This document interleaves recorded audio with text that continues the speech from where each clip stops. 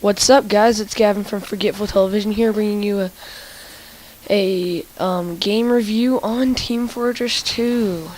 This is a very good game, but since I suck at it, y'all will be watching a very terrible gameplay. So I suggest just listening to my voice. But if you have to, watch me suck it up at Team Fortress 2. Like, look at this. This guy just pwned me, destroyed it.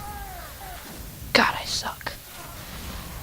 Anyway, but Team Fortress 2, basically, it's just a team-based first-person shooter multiplayer game developed by Valve Corporation.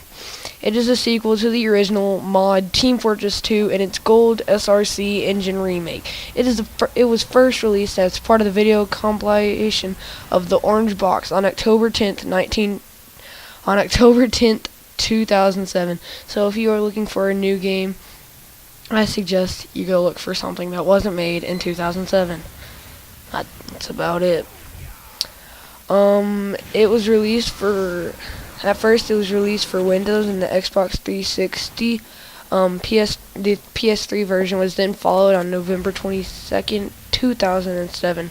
The game was later released as a standalone package for Windows on April 9th, 2008, and for OS X 2 years later, and for Linux on February 14th, 2013. So if you're playing on Linux, it's new to you. So yeah. Team Fortress 2 is distributed online through a digital retailer, Steam, while retail distribution was handled by Electronic Arts. On June 23, 2011, the game became a free-to-play title, supported by microtransactions for unique in-game equipment through Steam. So that basically just means you have to have Steam for this game. And Steam is also a free software, and so it's not that big of a deal. The development of Team Fortress 2 is led by John Cook and Robin Walker, who originally created Team Fortress 2 mod for Quake in 1996. So no one really, plays that. I'm pretty sure you all know what Team Fortress 2 is, but just in case you don't, there's that. The game was announced in 1998 and was first powered by Valve's Gold SRC engine, but this changed as it passed through several different design stages. In 1999, the game appeared to be deviating from its predecessors by pursuing a more realistic and militaristic style of gameplay, but its design metamorphosed over an eventual 9-year development period. The final rendition sports cartoon-style visual influenced by the art of J.C. Lindecker, J.C. Lindecker, Dean Cornwell, and Norman Rockwell, and it is powered by the Source engine. The game itself revolves around two teams, red and blue, and each one has 9 characters to choose from. It has 9 different things you can choose from. 9 different characters with a battle variety of 7 different game modes and a bunch of different maps. Well, not a bunch, just a few. The lack of information or apparent progress for 6 years of the game's original development caused it to be labeled as vaporware, and it was regularly featured in Wired News' annual vaporware list, among other ignominies. Upon its release, the game received critical acclaim and several awards for being praised for its graphical style, balanced gameplay, humor, and its use of full character personalities, and in a dedicated multiplayer-only game. That was a handful. TF2 has 9 different classes, each one a little bit more OP than the rest. There are different team type kit things. I'm not quite sure what to call them. I'm just gonna call them kits for now. They are separated into 3 categories: offensive, defensive, and team supportive. Team supportive, basically it just supports your team, and so like medic is a team kit. What was the other ones? Spy is a tactical team kit. And the other one, I believe it is... I can't remember. You're gonna have to use the game.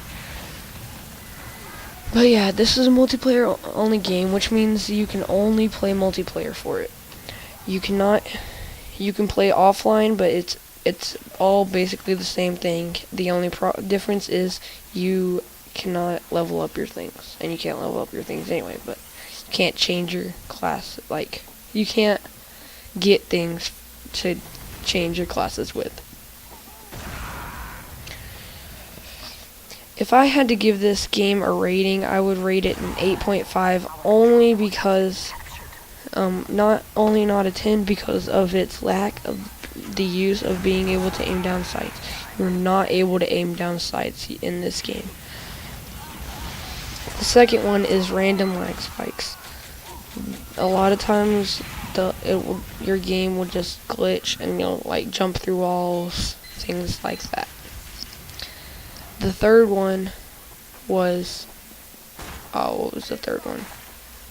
Oh, the third one was lack of I can't remember. Oh, right. The third one is like the kits and the health. I think that everything should have the same health. Like, that's just me. I think it should kind of be like COD, where it's more customizable. That's all. I think that I think it's even though this is going opposite of what I just said, I think it's a really good idea for having everything a different health. And so you can having 200 health, and then there's the fast guy who has 125 health. Slow is like 200 or something, and I think that's a really good idea. That's very smart. Another thing is that that's like pretty much the only things I do not like about it. And so yeah, I hope this helped you out in more ways than one, and I will see you for our next game review, and it will be over a racing game. It will be over, what was it called? It will be over Auto Club Revolution. And so yeah, be looking forward for that, and I'll see you guys whenever I start recording that. If this helped you out, be sure to leave a like, and if you would like this to go farther, subscribe, and I will see you guys later. Take care.